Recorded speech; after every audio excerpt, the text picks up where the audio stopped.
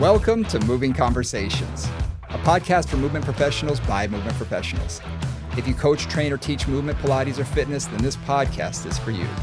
With more than 60 years of experience in fitness and Pilates, your hosts, Brian Ritchie and Nora St. John, explore the science of human movement, diving deep into the facts, myths, and common misconceptions, hoping to spark thought and conversation about how we view fitness and movement. Now, let's jump into Moving Conversations. And welcome back to Moving Conversations. I'm Brian Ritchie. Joining me as always is Nora St. John. Hello, Nora. How are you this morning? Very well, Brian. And how about yourself? Doing good. Doing good.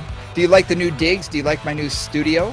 I do. I think this is very styling. It's very clean, very good lines. Clean lines. And yes, I love it. Good sound. For those of you who don't see us on YouTube, you don't get to see it. But for those watching on YouTube, they can see that I have built my own sound studio. So hopefully it'll look a little nicer and be better than just me sitting at a desk. I'm slowly working on mine. Mine's going to be changing for the next few months until we finally get to our final state. I was going to say, I don't think you and I are ever happy 100% with these things. It's always going to be tweaked upon, always in flux, and that's always evolution. Exactly. Yeah, exactly. Before we get into our topic today, I do want to get into reminding people, okay, hit that like and subscribe button. We really appreciate it. Share, follow, all of that goodness. We really appreciate it. You can catch us on movingcombos@gmail.com is the best way to get in touch with us, as well as on Instagram @movingcombos. All right, that being said. All right, so now we can get on to it. So Brian and I, following on last week's discussion with Helen Vanderberg about breathing, thought we would, as we have been doing, follow on and say, here's some other things about breathing. Here's some other ways to think about it. And, breathing is, of course, fundamental. Yeah, that's something we got to do.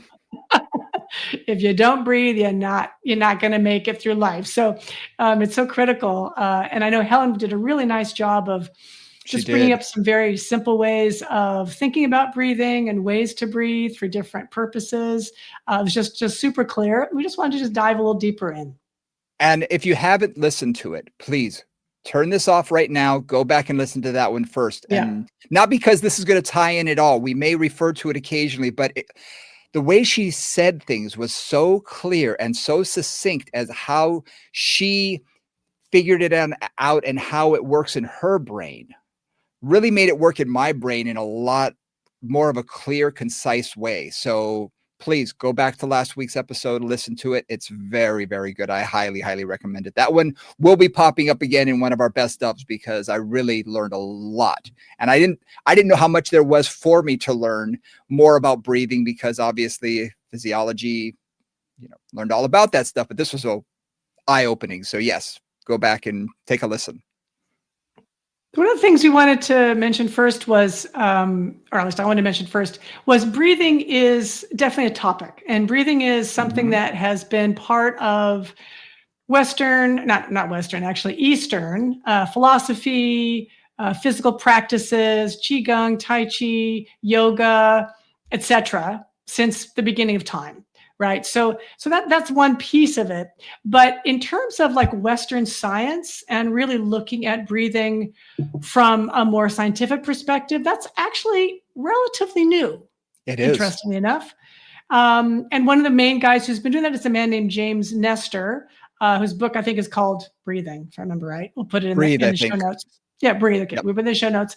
And he's done a lot and looked into a lot of research on ways to breathe, ways that influence our longevity, ways that influence our mental states, ways that increase energy, all kinds of things. So a lot of really good resources there. And some of what we're going to talk about today is from that, and some is from other resources. So just want to let you know that when you start right off. Yeah.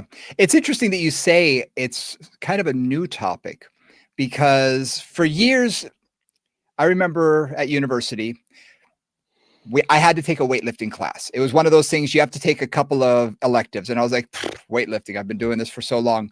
And the guy basically was talking about when should you breathe during an exercise? And he said, well, it depends on the exercise. For this exercise, you may want to do the inhale as you're pulling back. So you're expanding your chest so you can get it, your scapula to really wrap around. And I was like, oh, I hadn't thought of that. because for years we heard breathe on exhale on exertion. So I thought, and that was the first time anybody said something about breathing that made me sort of question what I had been told before. Yes, yes. And this gets into so many things. So I think we're just going to dive right in, as we often do. When I was in acupuncture school, and I've studied a lot of Tai Chi and Qigong and that kind of thing, there was a very simple statement made, which was that if you exhale on exertion, you're moving energy through. You're basically releasing energy. And if you inhale on exertion, you're building energy. And one of the hallmarks, or one of the ways that they talk about doing things like hard martial arts versus soft martial arts like Tai Chi and Qigong, is in soft martial arts, which are often for somebody who's older, for somebody who's recovering, for somebody who's trying to build their internal energy, that they will inhale, or they'll inhale on exertion instead of exhaling on exertion. So that was just a very simple, So like your thing with the weightlifting moment, that was my moment of, what does that mean, right? What does that feel like when I inhale on something rather than exhaling on something? That, so that started me also down the path of just, when do you breathe and when do you inhale and when do you exhale is a very simple starting point. Absolutely. And it was self-exploration for me, because it really was a moment where doing a row exercise, for instance, breathing out as I pulled in, how does that make my body feel? Breathing in, wow, when I breathe in, it really expands I was thinking, oh, that's really interesting. So I did it on a lot of different moves and thought, oh, it feels better on this move than that one. And it just made me really think that breath can really be effective in creating, we know about intra-abdominal pressure and things like that, but it can also be effective at, setting up the entire, rib cage and shoulder girdle and all of that. So I thought, this is really interesting. And from a Pilates lens, Joseph Pilates very often inhaled on the exertion. When you look at just a series of 5, and when he would breathe on that, or when he'd breathe on footwork, it was often inhaling on exertion, which is interesting, because that's not how a lot of us were taught, and not how, it's always taught that way today. Sometimes it is, sometimes it isn't. And so again, that's another place where it's like, okay, for me, I explored pretty much the entire Pilates repertoire for 100 years. And a lot of it was like, okay, let's breathe this way for this whole workout. Let's inhale on exertion. Now let's exhale on exertion.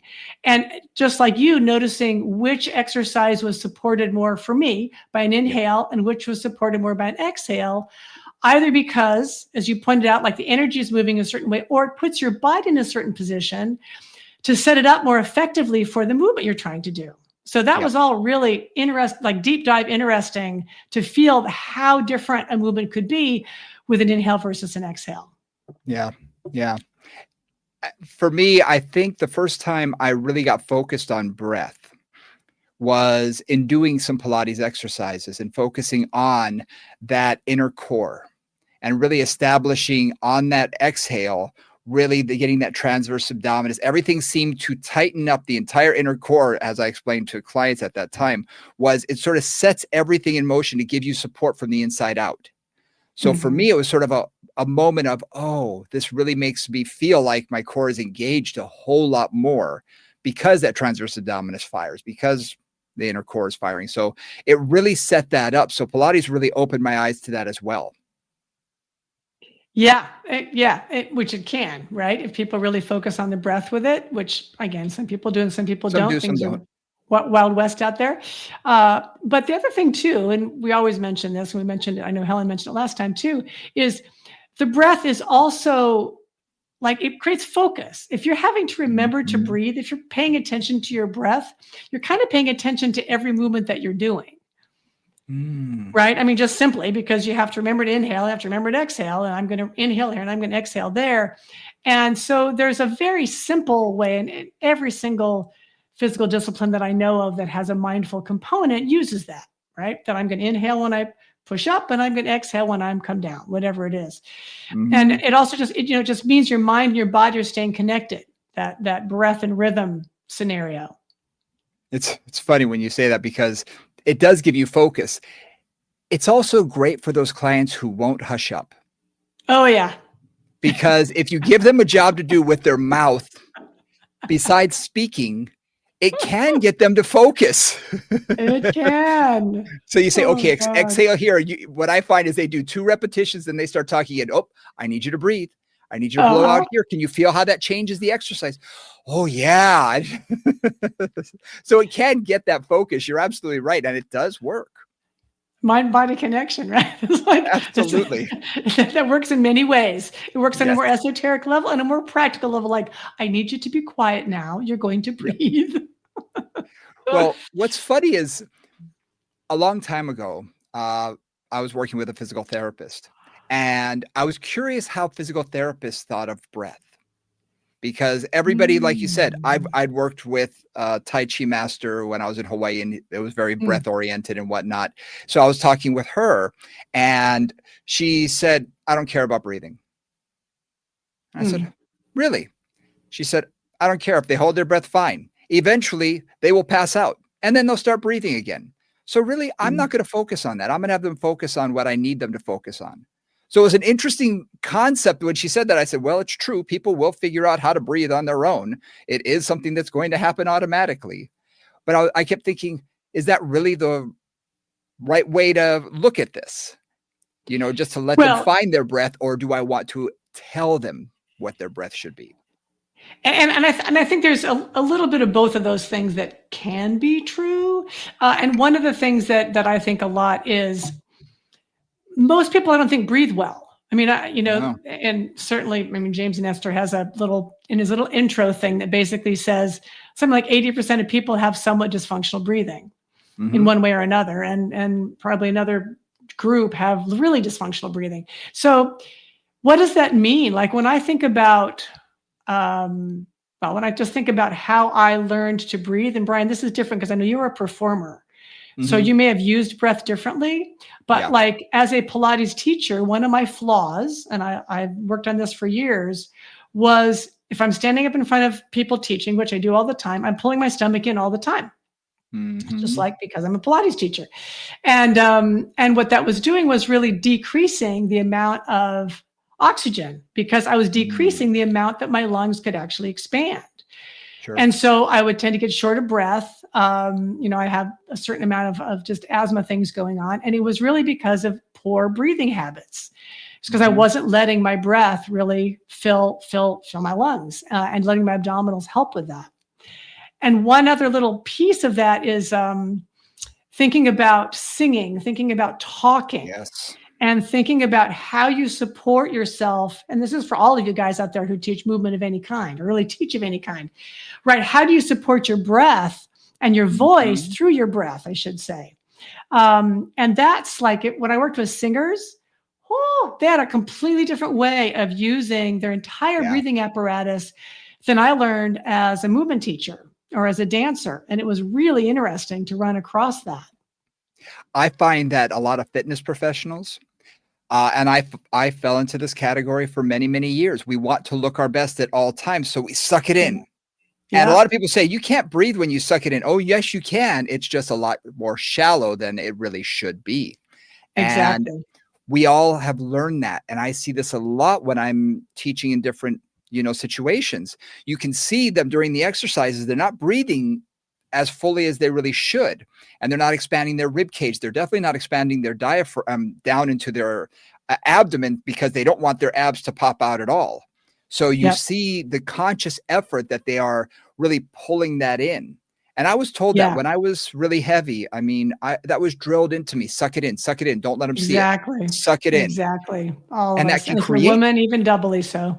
yeah, it can create Yeah. such bad habits because you're Yeah. afraid of being seen like that. So you're always holding it really tightly, but then you're not breathing and you're not breathing deeply. You're not getting enough breath. And you're right, being on stage, sometimes I had a microphone and sometimes I didn't.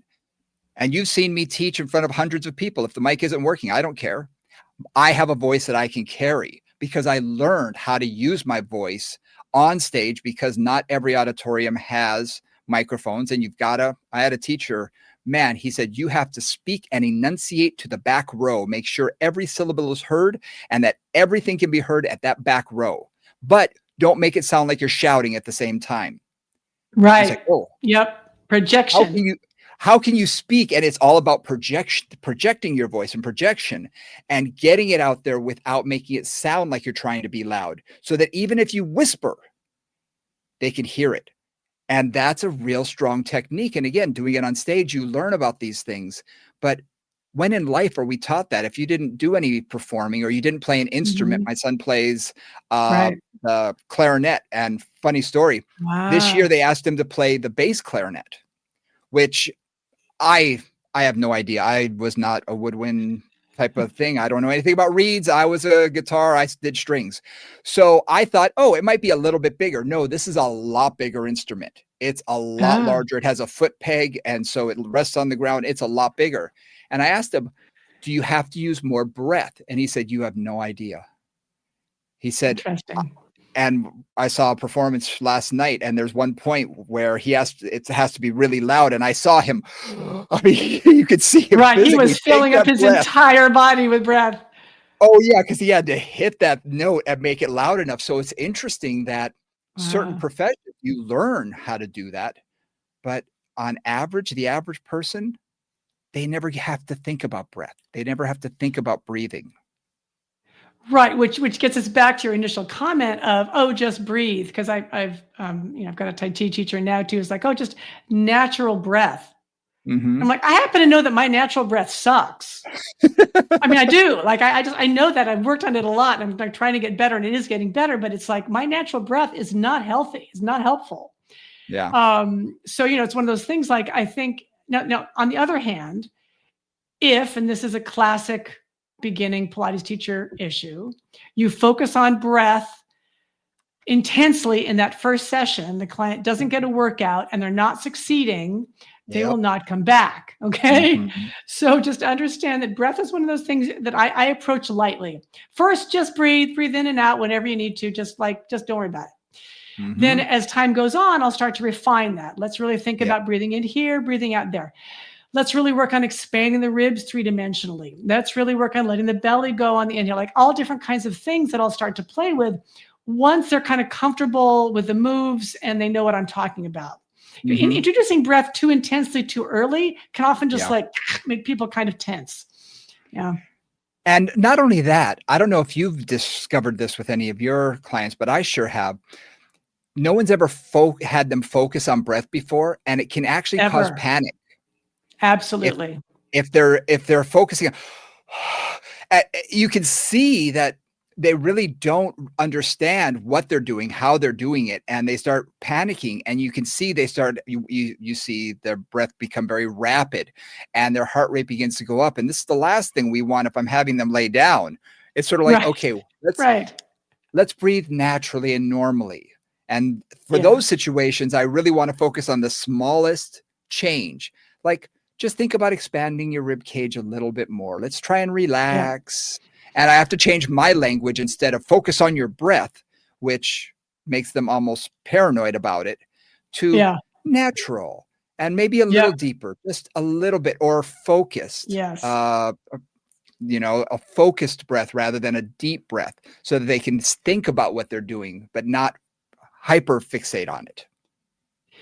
Right, and I think, as a teacher, so for those of you out there who are teachers, I think one of the ways that I think Brian and I both work on breathing is a slow introduction, Mhm, right? Like just breathe, don't worry about it too much, and then some guidance along the way, and then some refinement over time.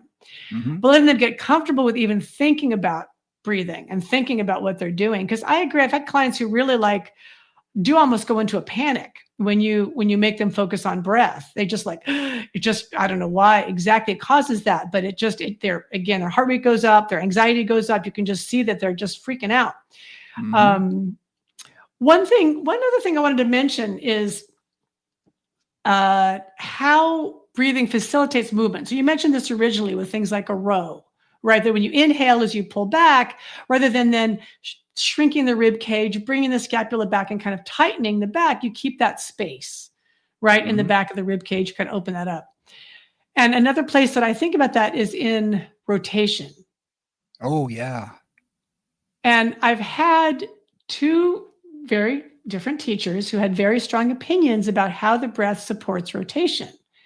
So whatever you're doing, let's say you're just taking like a, an oblique abdominal curl, for example. Mhm. Like that's a good example because you have to use your breath there. And one of them was very much like, okay, big breath in to start, and then exhale as you rotate. Okay, which is usual for a curl anyway, or one version of it. Mhm. The other one was, okay, exhale to start, inhale as you rotate across. And the thinking there was that inhaling expands the rib cage and expands the space between the vertebra and allows more rotation. Huh. Okay. Which for some clients works great. That really feels good for some clients.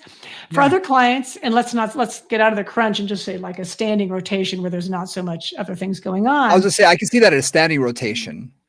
Right. It's different. In a crunch, it's interesting too, though. It just feels Oh, really different. absolutely. Because I almost always do that in exhale, as do most people. So doing an inhale Mhm. is like just changes things. But even, standing rotation, like inhaling as you rotate to the right, exhaling as you come back. Again, that idea of, does that help to elongate the spine? For some clients, it does. It gives them a sense of space. For other clients, they feel better with the exhale because it engages their abdominals more and they can get more activity out of it. So again, right, like if I'm like exhaling as I That's rotate, and different people have had very different reactions to the two versions. So I'll play with them. Okay, you inhale, you exhale, and see which one feels better to them. Feels like they can go farther, or feels like they have more freedom. What's interesting is I just tried it. Just, okay, breathe in. And like you said, breathing in as I rotated, I felt as though my body was getting taller and I was able to rotate. When I breathed out, I could feel the muscles contracting more. So obviously things were getting closer together. So I thought it was Mhm. very interesting because as I turned the first time breathing in, I didn't really feel any contraction. I just felt movement. I just felt my body was turning. Okay. The second way, by breathing out, I thought, wow, I could really feel my erectors. I could feel the rotatory. That whole area just started to get a little smaller.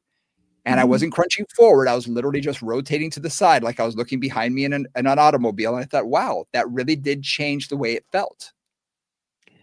Right. I mean, like you mentioned with the row, sometimes just breathing, especially to support the structure of the rib cage and the spine, can just change how everything feels in a kind Mhm. of a fun way. Yeah. Yeah, that's something I'm already planning to play with a little bit more in my own exercising, because I think it's gonna be exercise specific to a lot of things, because how Yes, you want your very body to much. be, and I do know I've worked with real strength athletes, people who've worked World's Strongest Man and things like that, and for them, they do hold their breath. They want to create a Valsalva maneuver. They want to create as much intra-abdominal pressure as possible to give them some support from the inside as they're doing something that is, a maximum. Whereas I would never Right. think about doing that for myself or a normal client, but for them, it benefited what they needed to do. But I think it is going to be exercise specific and person specific. So let's talk a little bit about that because I remember the first time I was looking into that and looking into bracing for weightlifting and Mhm. bracing for supporting a large load, right? Increasing intra-abdominal pressure to support a large load. And it was like, that's, I mean, in Pilates and a lot of work, especially like Pilates, we always think of the core as pulling in, right? So I'm Mhm. pulling in as I'm lifting or whatever. And I think it's important to just say, what are you doing? And choosing the appropriate support for what you're doing. If I'm lifting something up lightly off the floor, I might just pull my abdominals in lightly to just support my Mhm. back while I'm in that over position. If I'm Sure. lifting 200 pounds over my head, right? I want to support in a much more conscious and intense way that lumbar spine and even that Yep. rib cage to decrease the compressive forces coming from whatever I've just lifted over my head. Mhm. Right. And Yep. I don't need to do that if it's, a paperclip. May need to do that if it's 200 pounds. Yeah. Yeah. No, that's very true. That's very true. And where I notice it with people is like pushing a heavy door. Pulling a heavy door. You've Right. gone to hotels sometimes and there's these beautiful gigantic doors and like the hinge is sort of in the middle, so it swings funny and you go to open it and it's super heavy. And I find even myself, my core is engaged in order to do that. And I need to Right. create that in order to give myself that support to move that door. Yeah. And I Yeah. can just imagine someone who's untrained trying to do that and what their body must go through. So this thinking about it in terms, so I want to go back through one more piece here, which is Mhm.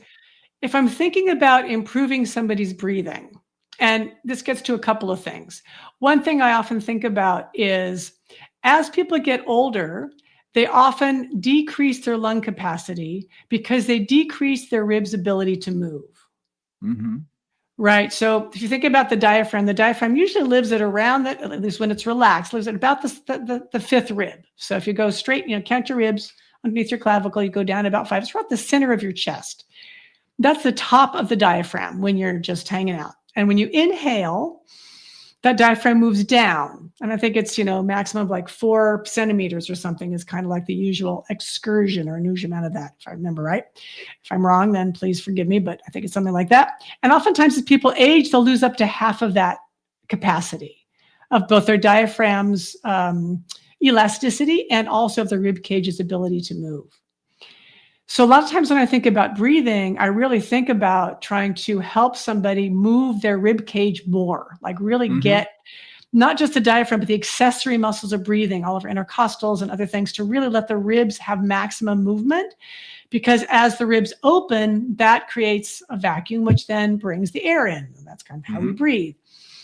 So one of the things that I work on very commonly, but I find this is not so hard, is holding the bottom of the ribs and just breathing in, right? Hold the bottom of the ribs and you breathe in and you breathe out. And you try to really let the ribs expand in 3 dimensions. Mhm. And again, for a lot of my older clients, they just have very little mobility there because they've been breathing shallowly for a long period of time. The harder thing I find is actually working up to the top of the rib cage and getting kind of the sternum and the upper thorax, the upper thoracic vertebra to move when you breathe. Hmm. I've So, never focused this on is that. Interesting. so take it with me that again, if you're driving, don't take your hands off the wheel. But if you're not driving, take one hand on your sternum and then one hand just on your upper back. So like the top, 2 or 3 thoracic vertebra. And inhale. And as you inhale, I want you to notice whether you increase the space, whether you can actually move the vertebra in the back.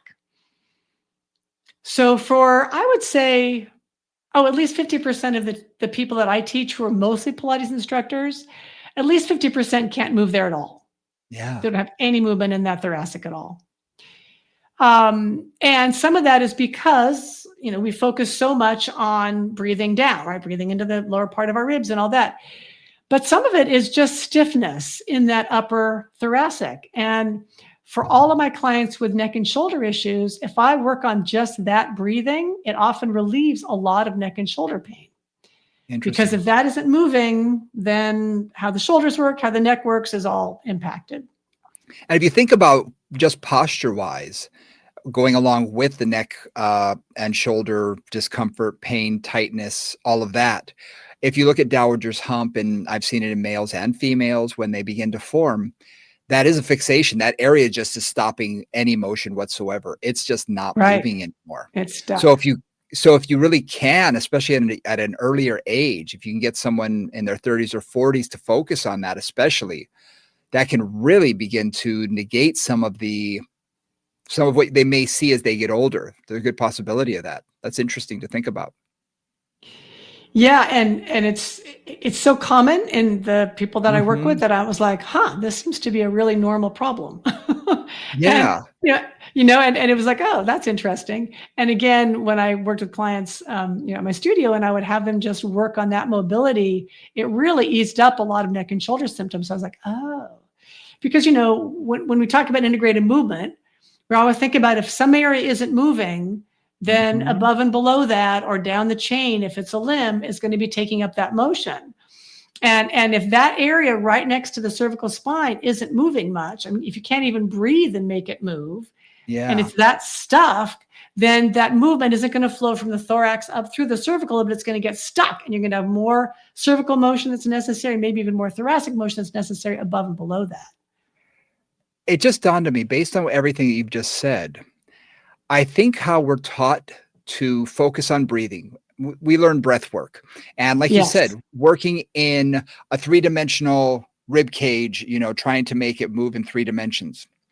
We do focus on lower, and I've always told people to take their Yeah. hands a little higher up because I want sort of the mid Yeah. area.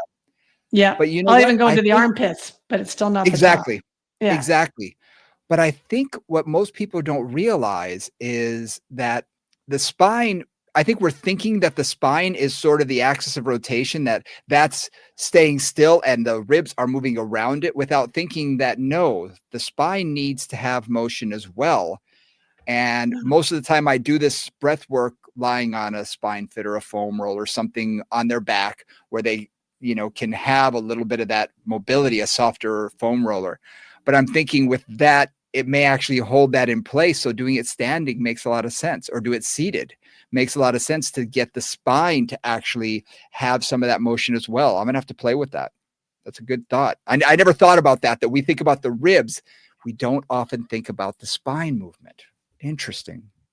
Yeah, it was this actually came about because I have one client particularly who um was not a very good breather. Like she absolutely breathed only into her upper.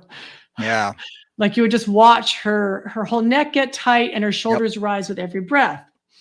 So she was really using her accessory muscles of breathing, her scalenes and her lats and her trapezius and things like that to breathe. She really wasn't using her diaphragm so much, and certainly not the rest of the ribs very much. Yeah. And man, so that first session, I noticed that right off, and I was like, well, let's just think about breathing. And like you said, that sent her into a complete panic within about 2 breaths. I'm like, okay, we're just stepping away from breathing now. Let's let that Mhm. go. Just move. Had her move for a bit. And things got a little better breathing wise over time, but it was about 2 or 3 months later. So it'd been, 8 to 12 sessions, something like that. And then I kind of said, well, let's just try breathing again, and just very gently thinking about expanding the belly and expanding the ribs, and we could start to get there, but it took quite a while. And somewhere in there, I think one of the times she was alone in the studio, and she was able to say, hey, I had a lot of trauma as a child. I'm like, Mm. clearly, like, no big surprise there. Mhm. Um, I think she was willing to say that partly because she was able to breathe a little bit more. She felt a little bit safer. And so she could actually even start to say that. And I think that came partly from just time and trust, and partly from being able to breathe with a little less anxiety. Because, if any of you have watched a scary movie, what happens when something scares you? Yeah. Right? You don't go, you don't go, you don't take a deep abdominal breath. No, You no, no. panic. Right? And she was just in panic mode all the time. So she was really in her sympathetic nervous system constantly. Mhm. Mhm. I've had a number of clients like that as well, and Mm. it does come back to trauma, for some of them. You're absolutely right, because 'cause I'm thinking of a client in particular, and she was the person that I think I told you about. The first time I went to, cue her physically, I just put my hands lightly on her shoulder blades to pull them back, and she jumped. And immediately I went, "Okay, this is so don't touch." I get Right. it. It took a long Yeah. time for her to relax enough for that, but she was, oh my gosh, was she a neck breather. I mean, her rib Yeah. cage was so fixated and it went up and down, and it took a long time to get that to relax even a little bit. It Yeah. takes a lot of Exactly. patience. Yeah. And this is just something to think about. If you are working with somebody with wacky breathing for whatever reason, um, be aware that one of the key elements of breathing dysfunctions is emotional issues. Yeah. Trauma, stress, that kind of thing will all impact breathing. If any of you have been through a particularly stressful time in your life, maybe somebody passed away, or you've been really sick or something, you're not breathing well, right? You're mostly like either shallow breathing or sighing a lot or something. Your breathing gets funny when you're under a lot of stress. Yeah. And your clients are the same way. So moving slowly to help them change that is really critical. Something else to think about too in with working with clients with breathing things is not everybody has clear sinuses. Not everybody Yeah. has open Yes. passages. There are some people who are mouth breathers, and I've had some instructors tell me everybody in through the nose, out through the mouth. And yet you see some people almost choke when they try and breathe through their nose. It's just not Yeah. getting enough oxygen. They're Yep. mouth breathers. Their sinuses are perpetually clogged, or there's something going on there Or deviated that septum or something. deviates. There's some reason. Yeah. Exactly. There's something medical that's going on there that's preventing that. So we also have to respect that some people are going to have a difficult time. And because of that, they may have different breathing patterns, like very shallow breaths or whatnot, that they don't know how to breathe through another, anywhere else besides their mouth, or vice versa. I joke with my wife. I don't know if I ever told you this story, but I took her snorkeling, and first time she'd ever done it. And, I think I'm from Hawaii. Everybody knows how to do this. And I just put the snorkel on, put it in my mouth, put the mask on, and I zoom away. I was practically a fish. I've been in the ocean for most of my life. Well, I turn around and she's gone, and she's sitting on the shore and she's frustrated. And I said, what's going on? And she's never really focused on breathing through her mouth ever. So she breathes through her Oh. nose. So You so can't for do it with a her, snorkel. she can't do it with a snorkel. So she was trying to breathe. And of course, the mask is getting stuck to her face, and then it's letting Right. water in, and the frustration level, that wasn't worth it. So it was one of those moments that I thought, wow, I never really thought about someone who can't breathe through their mouth. And of course, I joked with her. I said, you got another hole in your face that you could breathe through. I was just trying to make light of the situation, but it dawned on me, she doesn't breathe through her mouth very much. She's a nose breather, much like a lot of people that I know are mouth breathers. And so those perpetual habits can also affect, especially during cold and flu season or allergies or things like that. So that's something just to be aware of when working with clients.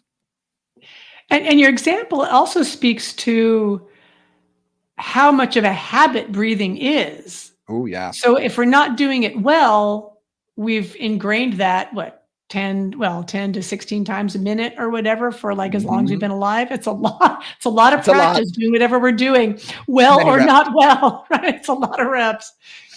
One of the things that is bringing a little bit of science here. So one of the things that they say about breathing, and the reason why there's a lot of emphasis on breathing in and out through the nose, particularly in through the nose, is that the nose has a really interesting structure. And so when air comes in, number one, it gets moistened. Like that's why your nose is always running if you've got a runny nose, right? Because the nose is wet. So when the air comes in, it gets moistened by just the snot and things that are in your nose, the moisture in your nose. It goes up into kind of a little bit around your sinus cavities. So it swirls around a bunch, and then it goes down into your lungs. And so one of the things they talk about is that with nose breathing, when the air comes into your lungs, it is number one, more moist, which helps to just decrease stress on the lungs. If you've ever been, I'm thinking about being in DC actually in the winter when it's like really dry and really cold, you go outside and you take a big breath in and you cough It's just because it's so painful. dry, Yeah. right? So that just helps again, that helps to get nice moist air into the lungs. Also, just the way that the air kind of swirls around gets it into your lungs a little bit more deeply. So that's why there's a preference for nose breathing. One of the reasons, there's many reasons, but that's one of the reasons why there's a preference for nose breathing. Yeah. I've always heard it say it's basically an extra filtration system for your lungs. Yeah, there you go. Yeah.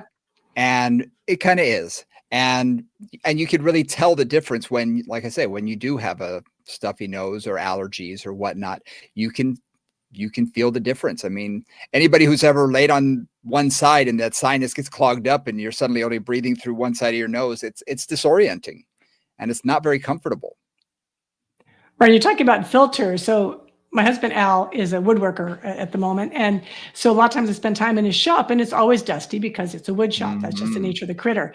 And I'm sanding or something, and I come home and I blow my nose, right? And what comes out if I'm not wearing a mask, and I mostly wear a mask, but occasionally I don't, right? Is the sawdust. So it also is that filter, which if you're breathing through your mouth, you don't get that filter. So whatever those things are in the air just go right into your lungs. So that's just a little piece of that.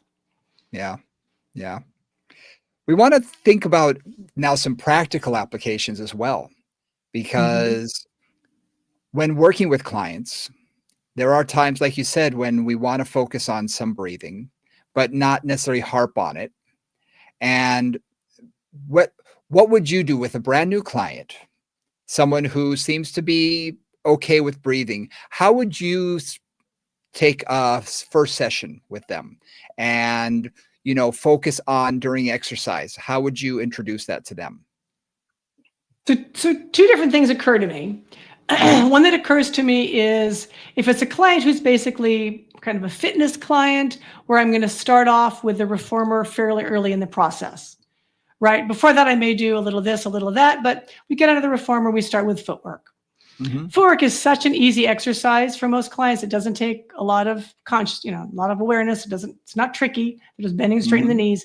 So most clients can do that really well. So I'll just get them into a nice rhythm of it, just bend and straighten. Now just think about inhaling as you push out, exhaling as you push in.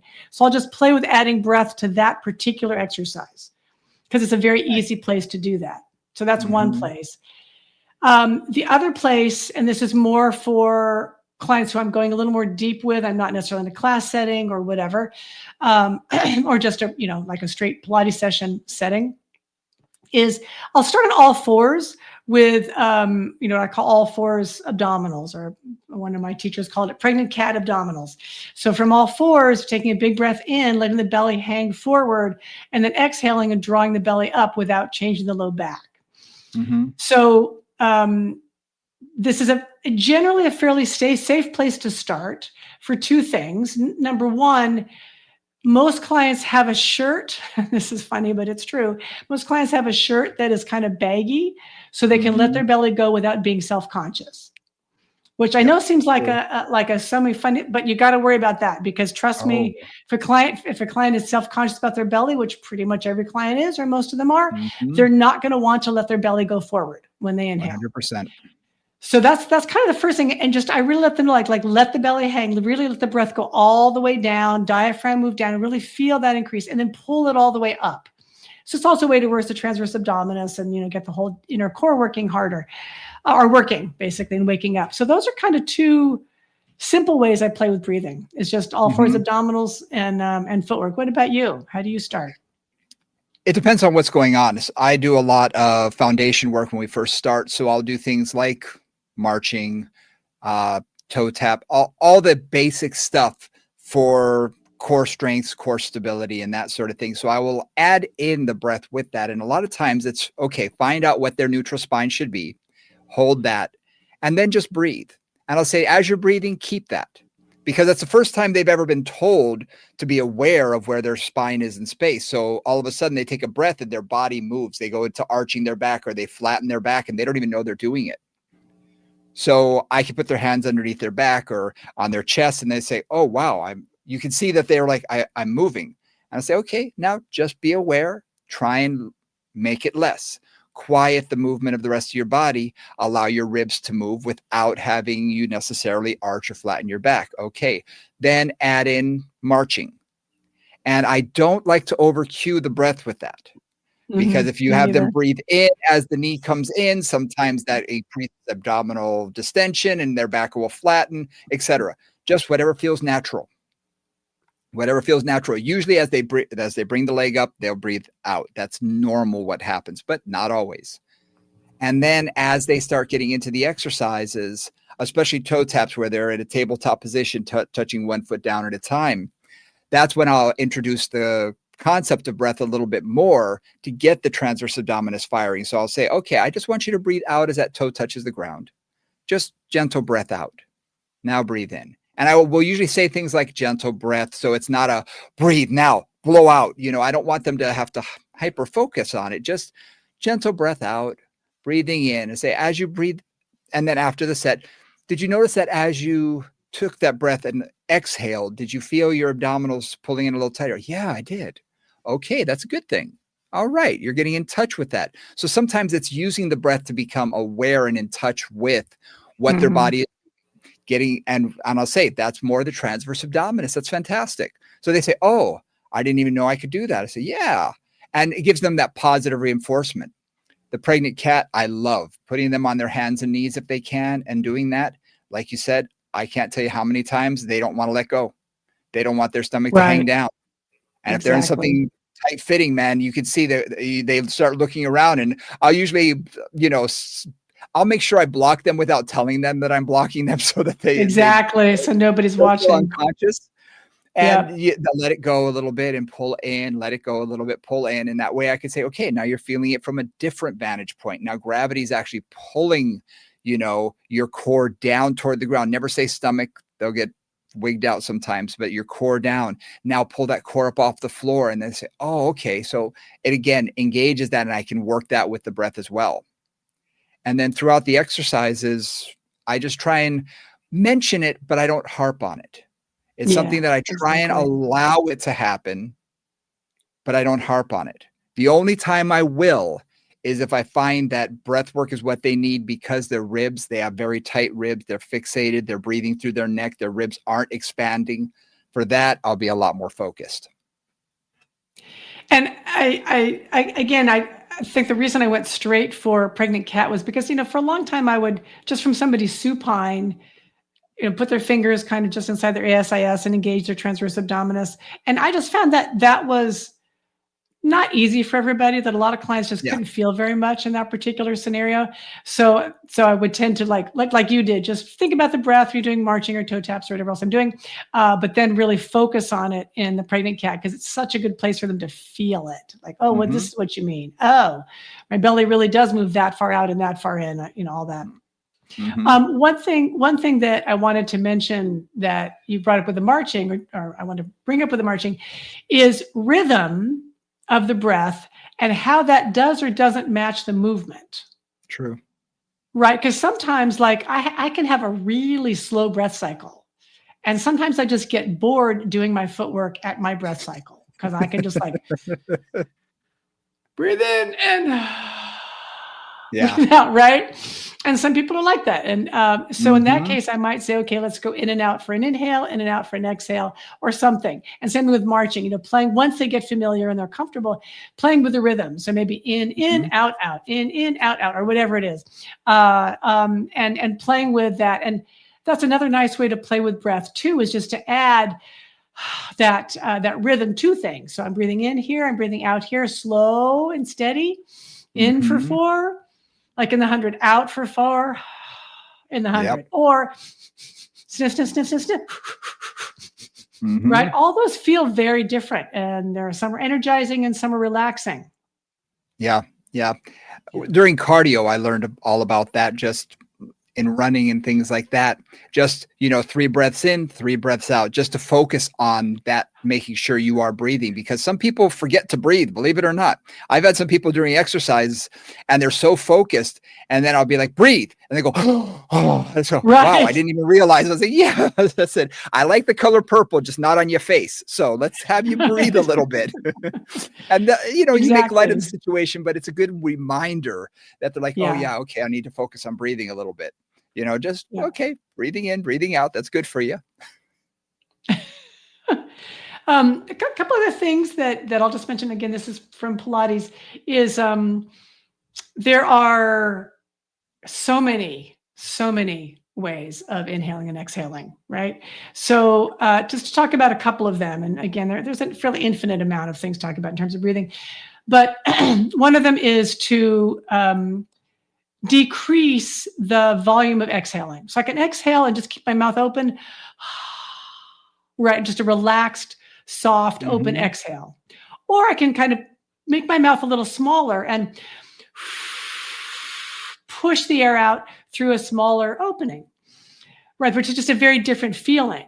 Mm. Then I can also like make a little bit of almost a noise in my, like I'm constricting my throat slightly, but I'm not Mhm. necessarily pursing my lips per se. And so all of those are going to change the length of that exhale.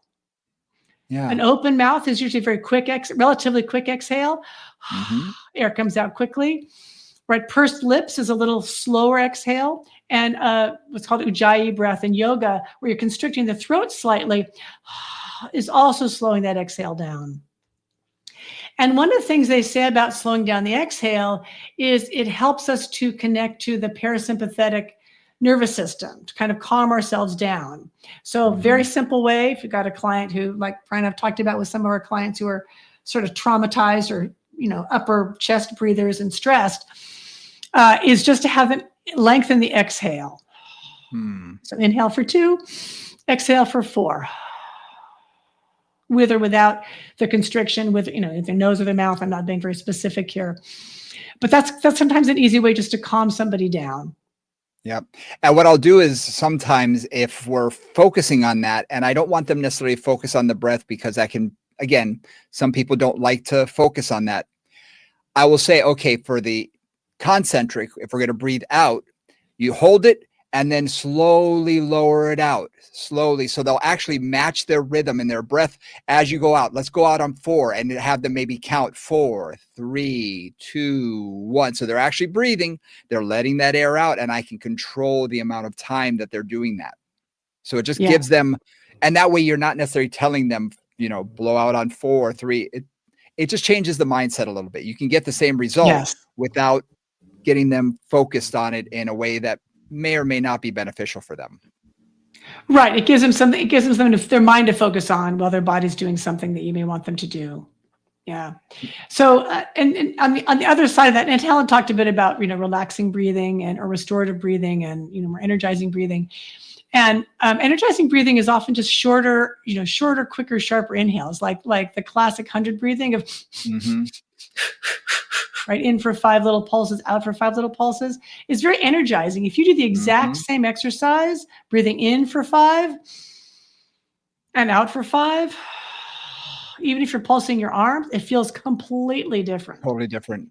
I can see right? that. One is relaxing and one is much more energizing. So that's something to play with as well. If you've got a client, I do think of my one client who really was narcoleptic. She would literally fall asleep with her feet in the straps. You always had to keep a close eye on her because God knows what was going to happen when those legs relaxed. It was odd. Honestly, it was very odd. But, in her case, I would have her do all kinds of, sharp little panting breaths with things, even with footwork, like inhale for 3, out for 4, bend the knees for 3, out for 4, just to kind of keep her alert.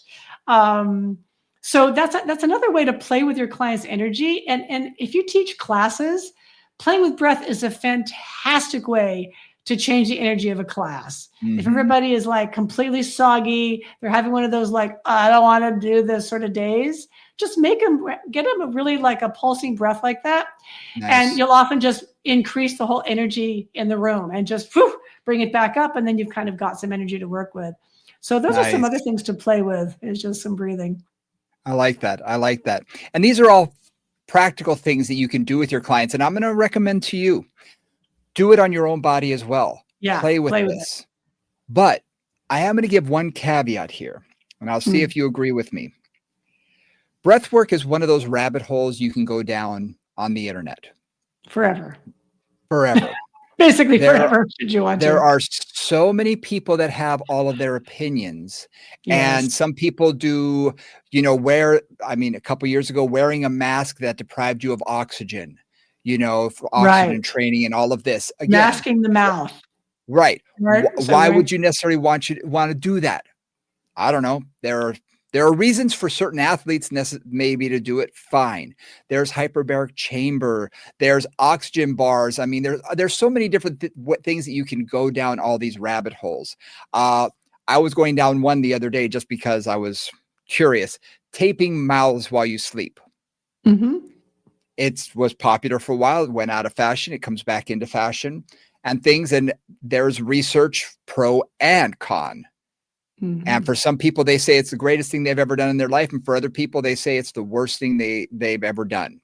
So again, you can go down some of these rabbit holes. So since we are the movement professionals here, a lot of us instructors, play with it with your body. But again, small things and don't necessarily jump onto something and believe it to be gospel for everybody, because, it may work for some and not necessarily for others. So just keep that in mind. I'm going to use myself as an example. So I'm going to tell a lot of stories about myself, but I'm going to tell this one. So I've sort of post-COVID and with all the things that have been going on and changing my career, I had a lot of asthma going on. And I've been to these retreats where we do a lot of breath work. And It was really hard for me to do that breath work without either going into anxiety or just couldn't do it. Like I just couldn't do it. Mm, It just made me feel, it didn't make me feel better. It made me feel like significantly worse. And it would make my asthma worse. So, so it's been interesting for me just to play with that, right? Because it's like everybody's like, this is the way, this is what you should do. This will make you feel better. This is right. Like there's all that, which the internet is full of, and you know, a lot of even the books and stuff are full of. And I was like, okay, well, that's not working for me. Like I need to do this a different way. And that just they gave me a lot of sympathy for clients who, you know, just they don't need the craziness right now, or maybe they need mhm, something else, right? Some different way of doing things, something that actually, this is always, I think, Brian and I's mode, helps their nervous system calm down, helps them to be present and not like panicked, and keeps them kind of in that state where they can receive and they can actually learn things. mhm, So, you know, that's just to follow on what you just said, Brian. Watch those rabbit holes, be cautious of those rabbit holes, and really just experiment on yourself. Give it to your clients who are interested in that kind of thing, and just see what works. See what works for them. And maybe there's one or two things that really help. Great. Then stick with those one or two things. You don't yes. need to do everything by any means. So just a reminder. Start And slow, like start easy. and like what you said at the beginning, I see this happen a lot. Someone will take a breath class, and then for the next 2 weeks, every client will be doing no exercises and will be focusing on nothing but breath. And I've seen some trainers lose their clients because they start Me doing this. too. I don't know what's going Me on. too. It's so good for them. I said, Me too. yes, but small dose. It's kind of like balance work. 5 minutes. Just focus a small portion of the session, just a little bit, Yep. and then move on. Go back to Yep. what they know, they like, and they expect. We have to meet their expectations sometimes. So if And you what they're successful at. and what they're successful at, no Well, which for question. breathing can often just like Oh frustrate my people gosh. like crazy. Mm-hmm. Mm-hmm. Absolutely. So that's why I just small doses, small doses. Try it out a little bit or focus it on one exercise. Or just have it, like I say, if you're doing a rowing type exercise, whether it be on the reformer or with a band or whatever, maybe think about just saying, I'm going to change it. Have you breathe Mhm. on the inhale as your arms come back. See how that feels. Does that feel different? Cool. And focus on that one exercise and then let it go. Small doses can make a huge difference in the end. Yes. Slow and steady wins the race, which it truly Yeah, does in physical training. Steady, absolutely. progressive, and allowing the body to accept that change, right? Okay, yeah, I got this. What's the next step? Okay, I got that. What's the next step? That's just so critically important. Yep. Yep. Absolutely. Absolutely. I think we did a lot of good follow-up on what Helen talked about, and I think we gave a lot of practical ideas on Yes, what we can exactly. do with our clients, and if you're listening for yourself, what you can do to play with this a little bit. And I really Yeah, recommend everybody play with it. Play with it with your body. Try an exercise, which feels better, because if it works for you to breathe this way on a certain exercise, it might help your client out as well. exactly. And then ask for feedback, right? As we always do, like, Yeah, did that oh, absolutely. A or B, which did you like? Yeah, Yep. fabulous. Yeah. Very, very good. Well, thank you guys for listening. We really appreciate every single one of you. If you want to reach out to us, do it through Gmail, movingcombos@gmail.com. Hit that like and subscribe button. We really appreciate it. We love it when you share our episodes with people. Please do that. Please leave a comment. We really appreciate it. And for Nora St. John, I'm Brian Ritchie. We'll see y'all next week. Bye, guys.